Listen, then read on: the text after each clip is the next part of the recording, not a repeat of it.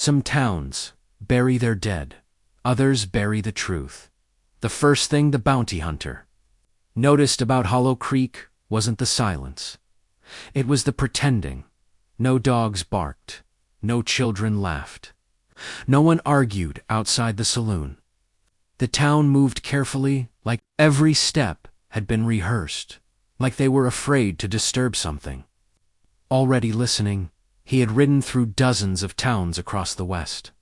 Some were loud with greed, some were loud with fear. Hollow Creek was quiet with guilt, and before the sun set, he would learn exactly why.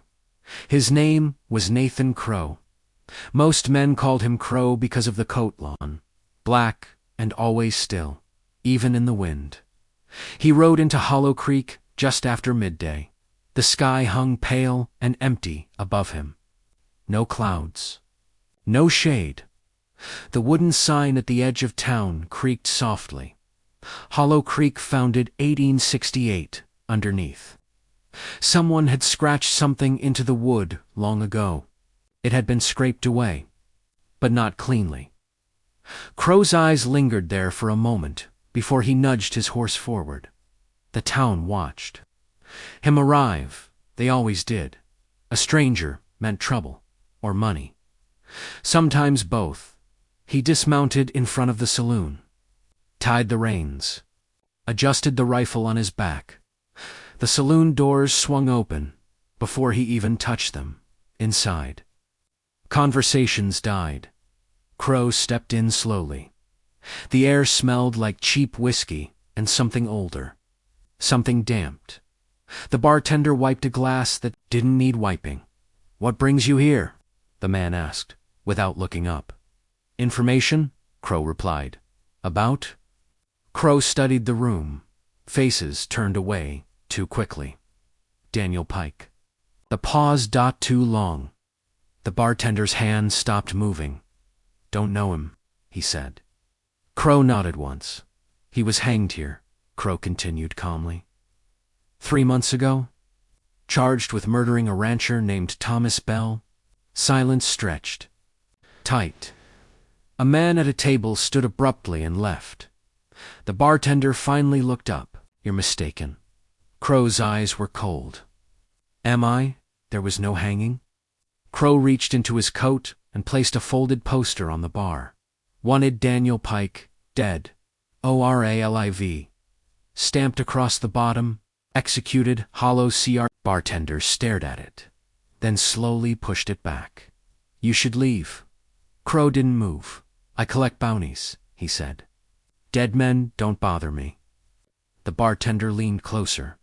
"You don't understand." "Then help me." The man's voice dropped to a whisper. Nothing happened here. Behind Crowe, a chair creaked. A cold draft slipped through the saloon, but the doors hadn't moved. Crowe rented a room above the saloon. The floorboards groaned under his boots. The hallway felt narrow, oppressive, as if the walls were leaning inward to listen. Inside his room, he set his hat on the table and poured himself a drink from his flask. The job should have been simple. Verify execution. Report back. Collect payment from the Bell family. But something was wrong.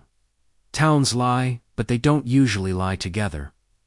He moved to the window and looked down into the street. No children playing, no women hanging laundry, just doors closed too tightly. That's when he heard it. A rope creaking. Soft rhythmic. Crowe froze. The sound came from outside. He stepped back to the window. The street was empty, but near the center of town. The gallows stood old wood. Fresh rope, swaying gently. There was no wind. Crowe's jaw tightened. He grabbed his hat and headed downstairs. The gallows had been built recently. The wood was new, not yet sun-bleached. Crowe stepped onto the platform. The rope swayed. Again, got creak. He examined the knot. Hangman's knot. Properly tied. Not amateur work. He crouched and ran his fingers along the boards. There, a dark stain, not visible unless you were looking for it. Blood seeps into wood differently than rain. He stood slowly. You're not supposed to be up there, Crowe. Turned. The town preacher stood at the edge of the platform, thin man. Nervous eyes. Then maybe you should tear it down, Crowe replied. The preacher swallowed. It's symbolic. Of what? Justice. Crowe stepped down from the platform. Justice doesn't leave stains. The preacher's lips trembled slightly. You need to stop asking questions. Crowe stepped closer. Why? The preacher hesitated, and for a split second he looked past. Crowe like he was staring at someone, standing right behind him. The color drained from his face. Crowe felt it then. A presence. Not seen, but close. Very close. The rope creaked. Again, creaked. Creaked the preacher. Backed away. We repented, he whispered. We all did. For what? Crowe demanded. But the preacher turned and hurried off, leaving Crowe alone at the gallows. Almost alone, shadows stretched across the platform. Crowe's hand moved to his revolver. He turned slowly. No one stood there, but the rope had stopped moving. Perfectly still that night. Hollow Creek did not sleep. Candles flickered behind closed curtains. Doors were barred. Crowe lay on his bed, boots still on. Listening, midnight came heavy, and then dashed footsteps above him. Slow. Dragging steps across the ceiling. Crowe sat up instantly. There was no third floor. The steps moved toward. The center of the room stopped. A whisper slid down the walls. Not loud, not clear, but close enough. They watched. Crowe stood, revolver drawn. Show yourself, he said quietly. The room grew colder. His breath fogged faintly. Another whisper, innocent. Crowe's eyes shifted to the far corner. A shape stood there, faint like smoke given human form. Then head tilted unnaturally. Neck bruised, dark rope burns circling the skin. Eyes open, accusing. Crowe didn't fire. He'd seen fear before. He'd seen dying men. But this wasn't fear. This was injustice. The figure stepped forward slightly. The floor did not creak beneath it. Its mouth moved. They lied. Crowe's voice stayed steady. Did you kill Thomas Bell? The ghost's expression twisted, not with guilt, with anger. The lantern flame flickered violently. They needed someone. Crowe's mind raced scapegoat collective. Leah hanging to bury something worse. The figure moved closer. Still, close enough that Crowe could see the imprint of the rope deep in the skin. But find the well. The lantern exploded. Darkness swallowed the room. Crowe didn't move, didn't breathe. Silence. Then the sound of a rope snapping tight right beside him. Crowe spun, revolver raised. The room was empty, the air warm again, the whispers gone. Only one thing had changed. Around his neck, a faint burning sensation. He reached up slowly. His fingers brushed. Skin dot, tender, raised, like a rope, had pressed there. Just for a second, outside. Somewhere in Hollow Creek, a woman screamed, and the church bell began to ring. Not slow, not steady, but wild. Panicked, Hollow Creek had tried to forget its sin. But the dead had started remembering, and Nathan Crowe had just been chosen to uncover it. The church bell wouldn't stop ringing. Crowe was down the stairs before the final echo faded. The saloon was empty, now chairs overturned. Whiskey glasses abandoned, mid-drink. The town had gathered outside, not in the street. Around the gallows, Crowe stepped into the night air. Lantern light trembled in shaking hands. Faces pale. eyes wide at the center of it. All the rope was swinging violently. No body, just the rope, twisting, tightening, as if pulled by invisible hands. Make it stop, Peacher stood. Frozen at the base of the platform, Peacher stood frozen at the base of the platform. Bible clutched to his chest like a shield. Crowe climbed the steps. Slowly, the rope snapped still the moment he touched it. The crowd gasped. He looked down at them. "You built this," he said evenly. "Now tell me why." No one answered. A woman, near the front, began sobbing. It wasn't supposed to happen like that. Crowe's eyes locked onto her. Like what? Her husband pulled her back roughly. "Go inside." Crowe's voice hardened. 3 months ago, Daniel Pike stood here. And you all watched? Silence. The kind that crushes. The preacher stepped forward weakly. He confessed. To what? Murder? Crowe's jaw tightened. And where's the body of Thomas Bell? Another pause. Too long. Crowe felt it again. That presence. Standing. Just beyond the lantern light. Watching the watchers. He lowered his voice. You hanged a man. Now he's not finished with you. A child screamed from the back of the crowd. Everyone turned at the edge of town. Near the old well a lantern had fallen, and something moved in the dark beside it. The well stood behind the abandoned general store, old stone, cracked, half forgotten. Crowe approached with steady steps while the townsfolk lingered behind him like frightened cattle. The lantern on the ground flickered weakly. Beside it, wet footprints leading from the well into town. Crowe crouched. The earth was dry, bone dry, there. Had been no rain. He stood and peered into the well. Darkness swallowed the light. Then it, sound, not a splash, a whisper. Down here. Crowe didn't hesitate. He tied a rope to the post and lowered himself slowly. The air grew colder as he descended. The walls were damped, but not from water, from something thicker. His boots touched the bottom. There was no water in the well, only mud and bones, human bones, dozens of them. Crowe's breath slowed. Lantern raised higher. They're half buried in the mud. Body not old.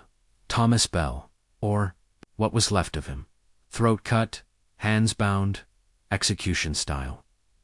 Crowe's eyes darkened. Daniel Pike hadn't killed Thomas Bell.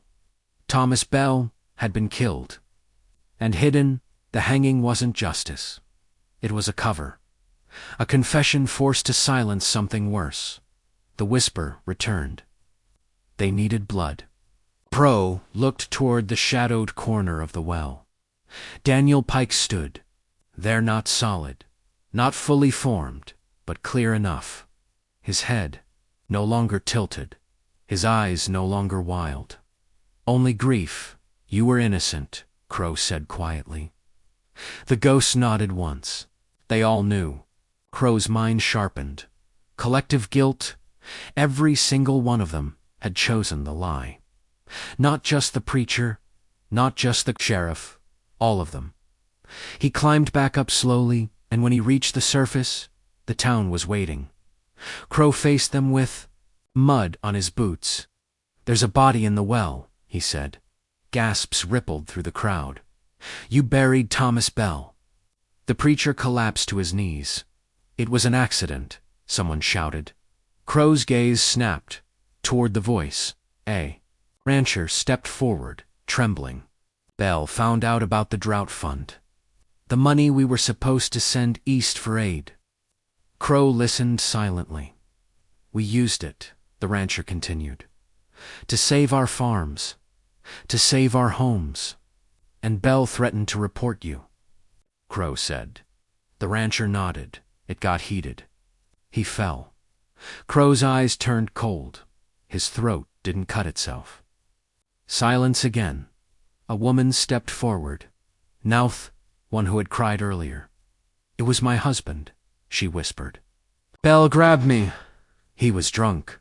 My husband pushed him. The knife. It was quick. Her husband shook his head violently.